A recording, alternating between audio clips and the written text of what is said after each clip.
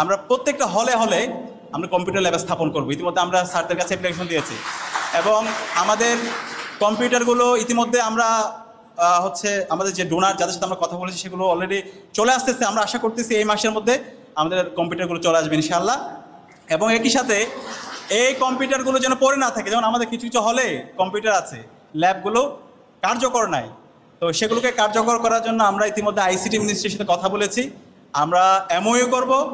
এই যে বর্তমান সময়ের যে কোর্সগুলো আছে, কেউ যদি গ্রাফিক্স শিখতে চায়, কেউ যদি এআই শিখতে চায়, কেউ যদি হচ্ছে ডিজিটাল মার্কেটিং শিখতে চায়, যত কোর্স আছে সেই কোর্সগুলো আমরা এখানেই করাবো।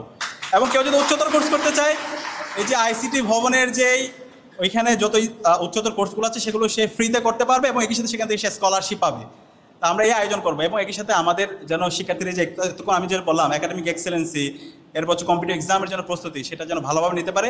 আমরা হলের রিডিংগুলোতে খুব দ্রুত এসি লাগাই দেবো ইনশাল্লাহ।